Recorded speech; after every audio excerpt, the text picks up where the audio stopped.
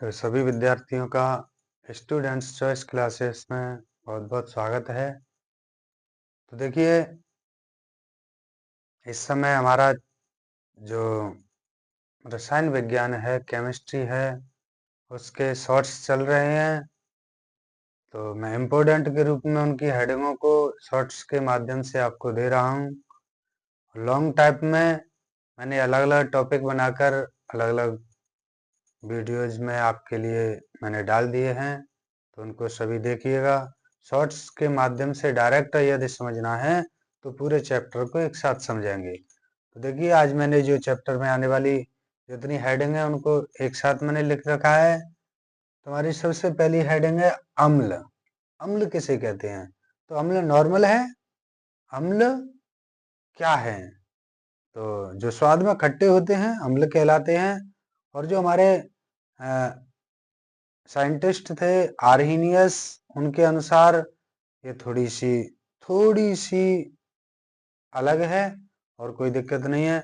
वे पदार्थ जो जलीय विलयन में धन आयन बनाते हैं, वे पदार्थ जो जलीय विलयन में धन आयन बनाते हैं अम्ल कहलाते हैं। या कह दीजिए, वे पदार्थ जो जलीय विलयन में H धन आयन बनाते हैं, और ज्यादा अच्छा हो जाएगा, अम्ल कहलाते हैं। तो समझ में आ गया होगा। अब है क्षार या क्षारक। तो इसमें क्या बनाते हैं? ये H धनायन बनाते हैं और इसमें OH ऋण आयन बनाते हैं। वे पदार्थ, वैसे यदि कहिए तो वे पदार्थ जो स्वाद में कड़वे होते हैं क्या कहलाते हैं? क्षार या क्षारक कहलाते हैं। और वे पदार्थ जो जलीय विलयन में OH ऋण आयन देते हैं, जो जलीय विलयन में OH ऋण आयन देते हैं, वो क्षार या क्षारक कहलाते हैं। इन दोनों में थोड़ा सा अंतर बताऊं तो जो OH ऋण आयन देते हैं उन्हें हम क्षार या क्षारक कहते हैं, लेकिन जो जल में विलेय होते हैं केवल उन्हीं को क्षार कहते हैं। बाकी OH ऋण आयन देने वाले सभी को हम क्षारक कहते हैं। जो केवल जल में विलेय होते हैं, घुल जाते हैं, उन्हीं को केवल हम क्षार कहते हैं। समझ गए होंगे। इसके बाद में है सूचक। सूचक किन्हें कहते हैं? तो देखो, यहाँ ये जो मैंने लिखा है, तो जल में घुलने वाले पदार्थों को क्या कहते हैं? हम क्षार कहते हैं। और बाकी के तो सब क्षारक हैं ही। बाकी के सब क्या है? क्षारक हैं। ये भी जो जल में घुल रहे हैं वो भी क्षारक हैं, लेकिन उनका विशिष्ट गुण हो जाता है, जब वो जल में घुल जाते हैं तो वो क्षार बन जाते हैं। समझ गए होंगे। आगे, सूचक क्या है? सूचक तो वे पदार्थ जो अम्ल और क्षार की पहचान कराते हैं। ये अम्ल है, ये क्षार है।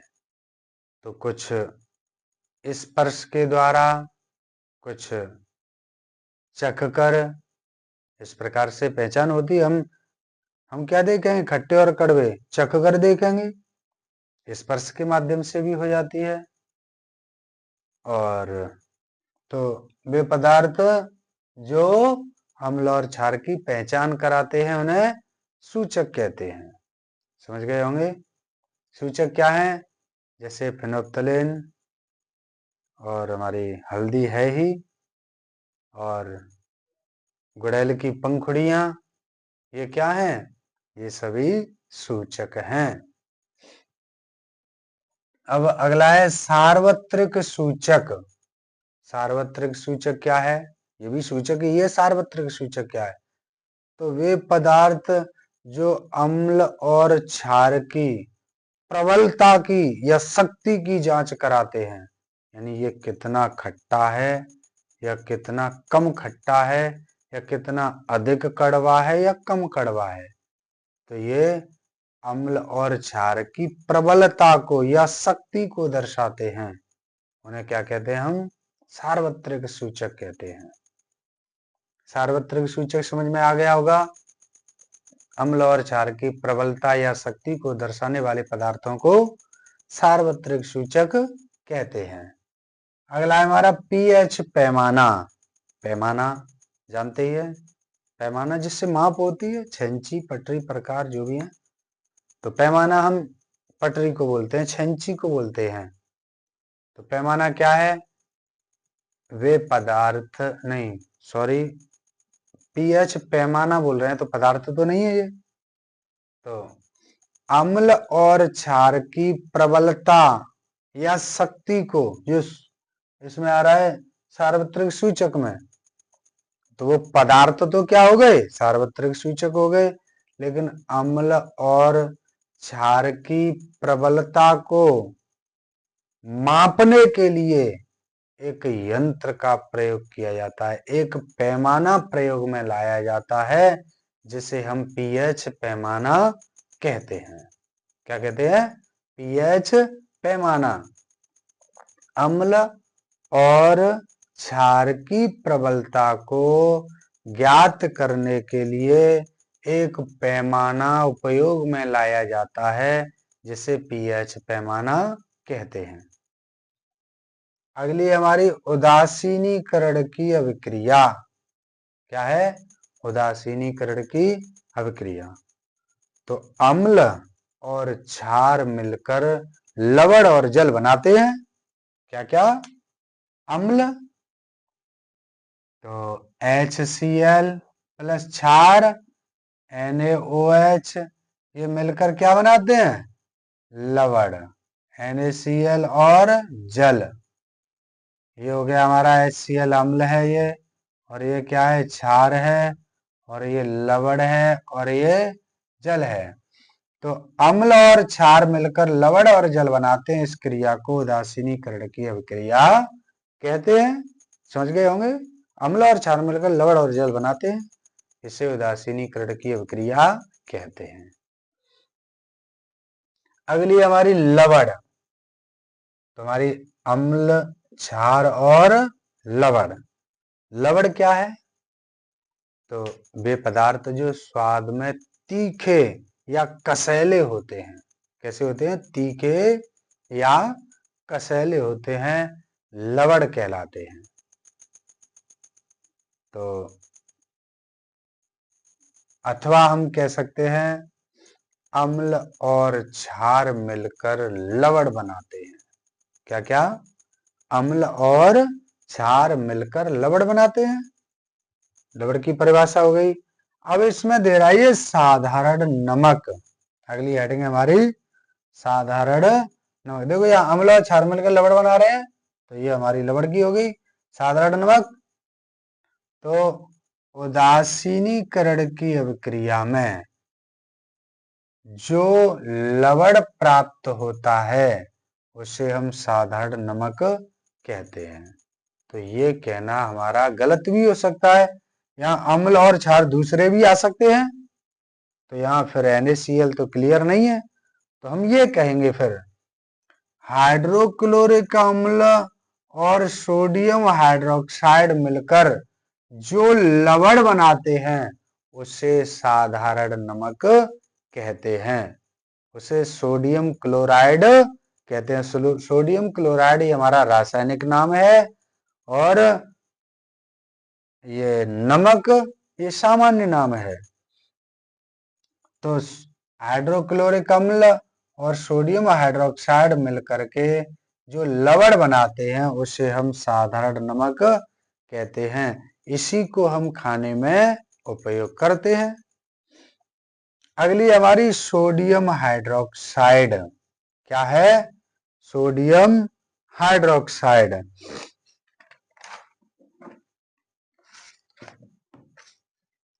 तो सोडियम हाइड्रोक्साइड क्या है? देखो ये सोडियम हाइड्रोक्साइड है। तो सोडियम हाइड्रोक्साइड कैसे?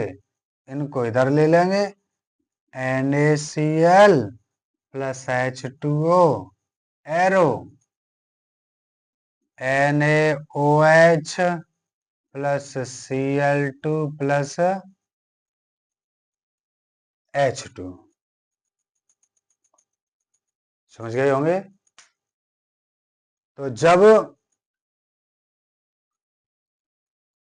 सोडियम क्लोराइड को जल में मिलाते हैं तब हमें सोडियम हाइड्रोक्साइड क्षार के रूप में प्राप्त होता है।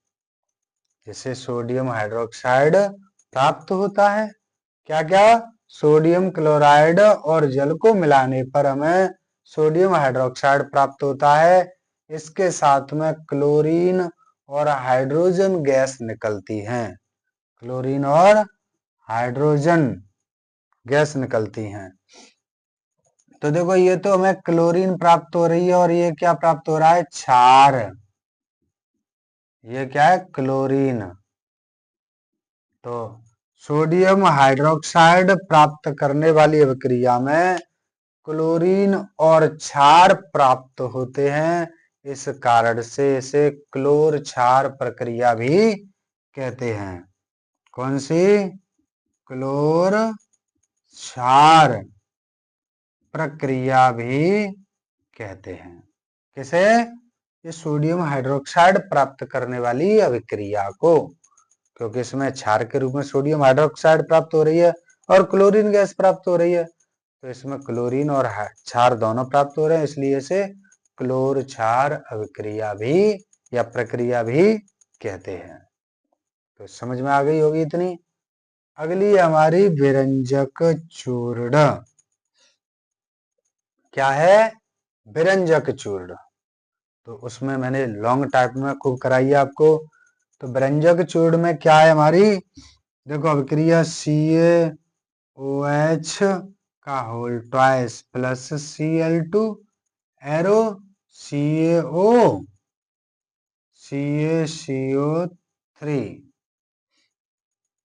प्लस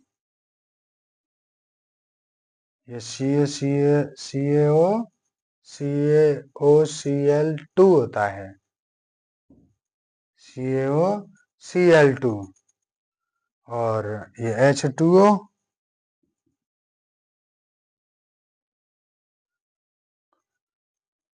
ये यहाँ O नहीं है तभी चक्कर। CaOCl2। तो सुना है विरंजक चूर्ण में क्या है? शुष्क बुझे हुए चूने को, ये क्या है? कैल्शियम हाइड्रोक्साइड शुष्क बुझा हुआ चूना। शुष्क बुझे हुए चूने को जब कैल्शियम के साथ मिलाते हैं तब हमें कैल्शियम ऑक्सीक्लोराइड प्राप्त होता है, जिसे विरंजक चूर्ण कहते हैं। क्या प्राप्त होता है? कैल्शियम ऑक्सीक्लोराइड, जिसे हम विरंजक चूर्ण कहते हैं। तो इतना समझ में आ गया होगा। विरंजक चूर्ण कैसे प्राप्त होता है? शुष्क बुझे हुए चूने को क्लोरीन के साथ क्रिया कराने पर कैल्शियम ऑक्सीक्लोराइड प्राप्त होता है, जिसे हम विरंजक चूर्ण कहते हैं। अगला है हमारा बेकिंग सोडा। तो बेकिंग सोडा क्या है हमारा? NaCl प्लस NaCl हो गया, हमारी कार्बन डाइऑक्साइड हो गई, प्लस H2O हो गया, प्लस NH3 हो गया। तब ये हमें मिला Na2CO3 प्लस NaHCO3। या नहीं, यहाँ बनाया हमारा, ये गलत कर दिया। NH4Cl, Cl भी तो आएगी इधर। तो देखेंगे बेकिंग सोडा कैसे प्राप्त होता है। इसे बोलते हैं हम बेकिंग सोडा। तो सोडियम क्लोराइड को अमोनिया के साथ कार्बन डाइऑक्साइड की उपस्थिति में जल में मिलाने पर, किसको? सोडियम क्लोराइड को अमोनिया के साथ कार्बन डाइऑक्साइड की उपस्थिति में जल में मिलाने पर सोडियम बाइकार्बोनेट प्राप्त होता है, जिसे बेकिंग सोडा कहते हैं। सोडियम बाइकार्बोनेट प्राप्त होता है, जिसे बेकिंग सोडा कहते हैं। इसके साथ में ये नौसादर भी बनता है, अमोनियम क्लोराइड, इसे बोलते हैं नौसादर। ये प्राप्त होता है, लेकिन हमारा बेकिंग सोडा प्राप्त हो रहा है। इसमें बेकिंग सोडा प्राप्त करने की अभिक्रिया है ये। इसके बाद में है हमारा धावन सोडा या धोने का सोडा। तो मैं देख लूं, थोड़ा सा नीचे दिखाई दे रहा है, चलो मैं ऊपर कर देता हूं। ये यहां मैं लिख रहा हूं नंबर 12 वाली को, धावन सोडा या धोने का सोडा। तो धोने का सोडा क्या है? Na2CO3 plus 10H2O arrow Na2CO3 dot 10H2O।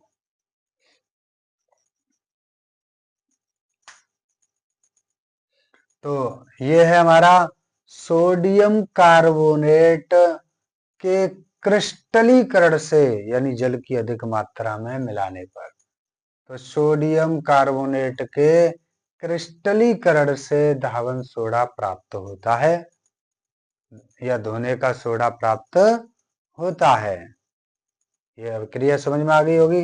अगली है प्लास्टर ऑफ पेरिस, नंबर 13 वाली, plaster of Paris. Plaster of Paris क्या है? तो जिप्सम को, किसको? जिप्सम को 373 केल्विन ताप पर गर्म करने पर हमें क्या प्राप्त होता है? कैल्शियम सल्फेट हेमी हाइड्रेट प्राप्त होता है, जिसे प्लास्टर ऑफ पेरिस कहते हैं। तो किसको गर्म करते हैं हम? जिप्सम को। जैसे CaSO4.2H2O, ये हो गया हमारा जिप्सम।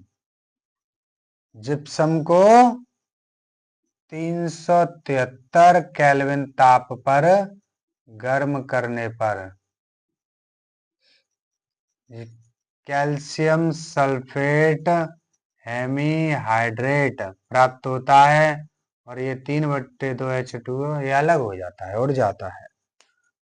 तो ये हमें प्राप्त होता है जिप्सम, प्लास्टर ऑफ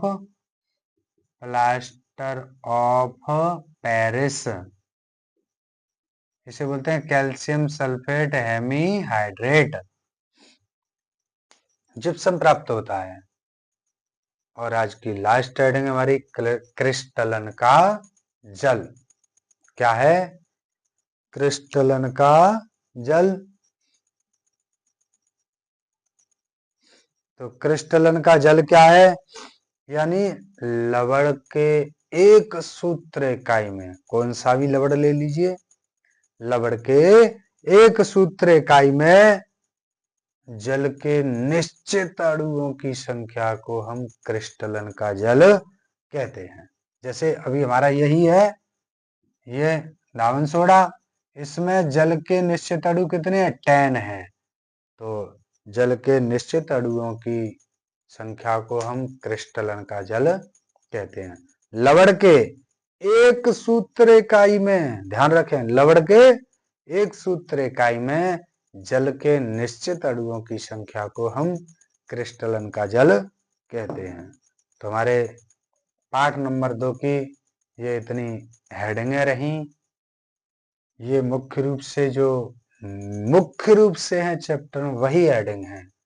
तो विशेष रूप से सभी विद्यार्थी देखते रहें, और सभी विद्यार्थी एक दूसरे को शेयर कर दिया करें, और जो नए हैं हमारे चैनल पर वो सब्सक्राइब अवश्य किया करें, और सब्सक्राइब करने के बाद बेल आइकन को जरूर प्रेस करें, जरूर दबाएं, जिससे कि आपके पास हमारी जो भी वीडियो डले उसकी नोटिफिकेशन तुरंत पहुंचे।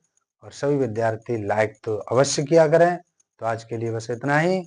कल फिर मैं वीडियो अगली डालूंगा, जिसमें हम 3 पार्ट के जो वन शॉट्स के माध्यम से सभी हेडिंगों को आपको समझाएंगे। तो तब तक आप इसको याद करते रहिए। आज के लिए बस इतना ही। धन्यवाद।